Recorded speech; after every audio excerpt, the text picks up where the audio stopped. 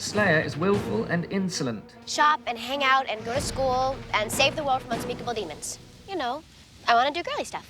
Her abuse of the English language is such that I understand only every other sentence. I love the way we use language on this show. I've never, ever been told on the show, dumb it down. We don't make a lot of speeches on the show. It's sort of a across-the-board style. The language of Buffy is really the language of Joss Whedon. I'm a blood-sucking fiend. Look at my outfit. A lot of it is the way Joss naturally speaks.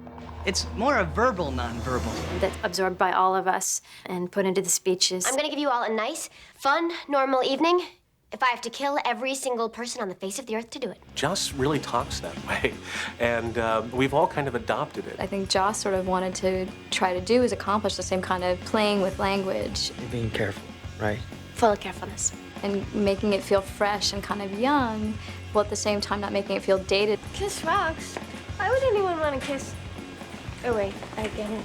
A lot of people think that what we do is sort of hang out and listen to teenagers and take stuff from the way they speak, and we really don't. We make it all up. We love language, and we don't hold anything back, and it's a really nice liberty that we have. What that means, though, is that when you're writing, you have to constantly think about how can I turn this phrase a little bit. I'll think of the straight line to say, the line that gets the intent across, and then I'll figure out what's the flippy way to say that. The girl makes Godot look punctual. Sometimes I'll go to the thesaurus and just try to find a different word and then play with that word a little bit. Abbreviate words or fragment words or have a pop reference. I'm Cletus the slack-jawed yokel. Just moving them around a little, giving the ear something a little new to chew on. So it's really kind of a word game that the writers have. But often what I'm just doing is channeling Joss. Joss Whedon, the creator of the show, goes through and does a rewrite on everyone's script. And that means there will be a good number of jokes in every episode that he has either inserted into the script or that came into the script in the first place because he pitched them when we were working out the story. It would be fun in high school to have a staff of 35-year-olds writing your dialogue, because you could just be witty all the time. And in some language, that's English? So it feels real natural to me that Buffy and the Scooby Gang would have this kind of way of talking to one another that's very individual to them. Each of our characters has their own distinct voice. How come the sudden calisthenics? Aren't you sort of naturally buff? Why do I put up with this? Because it is your destiny. Right. Now I'm gonna be stuck with serious thoughts all day. So Cordelia wished for something? Well, if it was a long, healthy life, she should get her money back. And so you get a feel for what Xander could say versus what Faith could say. I've never been up with people before. Hey, as long as you don't go scratching at me or humping my leg, we're 5 by 5. They're very specific, and they all have their very specific worldview. It's really delightful. It's really part of making a full and textured world is when you really start getting an ear for who would say exactly what. Why is it every time I go somewhere with you, it always ends in violence and terror? I once wrote a line for Xander, and at the last minute said, well, Willow doesn't have much to do with this scene. I'll give this line to Willow. And Jess immediately said, that's a Xander line, that's not a Willow line. You switched it, didn't you? I said, yes, I did. Usually when someone compliments a joke, it ends up being his because he's just that good. I may be love's bitch, but at least I'm man enough to admit it. I love writing for our English characters. No standards. I mean, any self-respecting demon should be living in a pit of filth or a nice crypt. Give me a minute. And some defibrillators if you're not too much trouble. I just sort of give it a try. I'll drop some British slang into their lines. I figure if it's wrong, Joss will catch it. So having Giles call Wesley a Burke. Burke.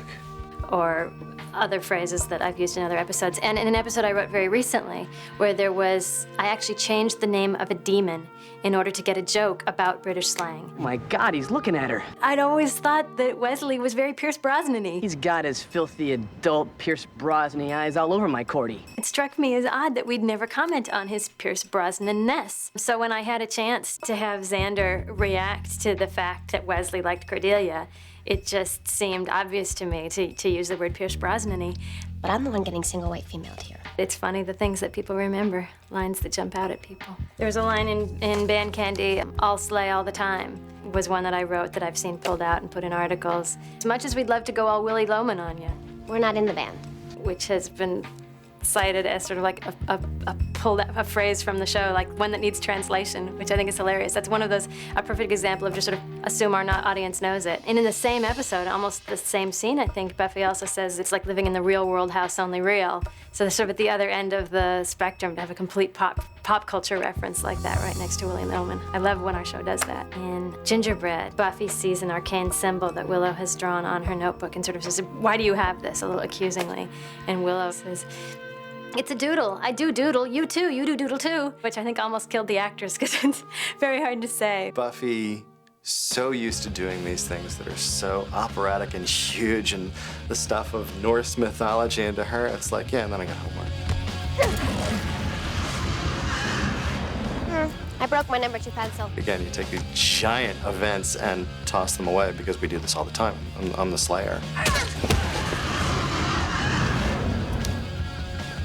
Synchronized slaying. New Olympic category. Sometimes something will actually catch on, which is really fun. When a phrase you hear kind of mirrored back through the press or something, and you realize that we've had a little bit of impact. They get to be as witty as we were in high school. I can handle the odds, full Monty.